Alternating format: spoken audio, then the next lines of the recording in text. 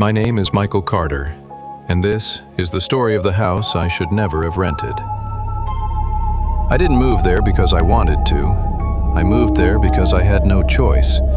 2 months before I found that house, I lost my job. My savings disappeared in medical bills. My girlfriend left when I couldn't pay rent anymore. Soon, I had nowhere to go. That's when I saw an advertisement online. Single-room house for rent, low price, immediate move-in. It was too cheap, but I was too desperate to question it. The road to that house was empty. Trees stood on both sides like shadows. There were no neighbors, no traffic, only silence. The house was small and old. The paint was peeling like dead skin. Inside, there was one bedroom, one kitchen, and one bathroom. In the bedroom, there was a wooden table near the bed and a ceiling fan directly above it. I didn't like that feeling, but I ignored it. On the first night, I lay on the bed staring at the ceiling. It was past midnight when I heard a sound. A soft, metallic noise, like a spoon touching a plate. It came from the kitchen. I held my breath. Then it stopped. I told myself it must be rats. When I checked the kitchen, the sink was dry. There was no one there. On the second night, I heard it again. Splash, clink, clink. It sounded like someone was washing dishes. I sat up and said softly, "Hello?" No one answered. When I went to the kitchen, the sink was dry again. There were no dishes, no footprints. That night, I slept with the light on. The next morning, I told the owner what I heard. He said it was just old pipes and told me to ignore it, but his eyes avoided mine. On the third night, the room was completely dark. Something touched the table beside my bed. I whispered, "Who's there?" No answer. Then the bed began to shake. Not violently, but slowly, like someone was lying down beside me. My chest felt too tight to breathe. I ran out of the house barefoot and stayed on the road until morning.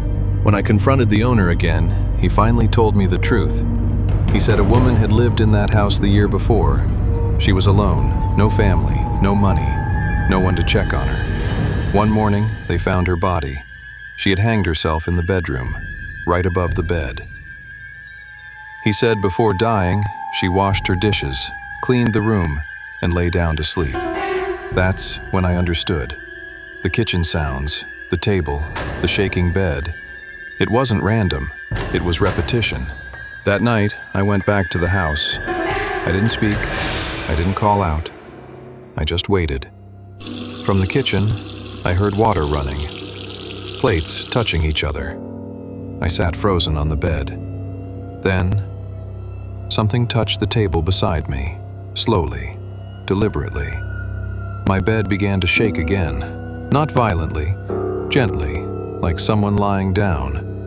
I could feel the mattress sink, but there was no one there. My throat closed. I couldn't scream. I couldn't move. Then everything stopped. Complete silence. I ran out of the house and didn't look back. I stayed in a motel that night, but even there, I heard the same sound from the bathroom. The tap turned on. Water ran. I didn't go inside. I stayed on the bed, holding my breath. The bed shook again. Not hard, just enough to tell me it was still there. From that night onward, it happened everywhere I went. Kitchen sounds, water running, my bed shaking. Never a voice, never a face, only actions, only presence. I stopped using dishes. I stopped sleeping properly. I started leaving lights on. I was afraid to close my eyes. One night, in a new apartment, I woke up suddenly. The plate I had left in the sink was now on the table, clean, dry, neatly placed. My heart nearly stopped. I understood something then. It wasn't trying to hurt me. It was repeating what it did before dying. Washing, cleaning, sleeping, over and over, forever. I moved again and again, but it followed, not like a person, like a habit. like a memory stuck in motion. Years have passed since that house. I live in a crowded area now. I avoid silence. I avoid empty rooms. But sometimes, late at night, I still hear it. Not loudly, just enough to remind me. If you ever hear dishes being washed when no one is there, if your bed shakes when you are alone, don't try to speak. Don't try to look. Just understand. You are not the first person to hear it, and you will not be the last. Because some ghosts don't scream. They just repeat the last thing they ever did.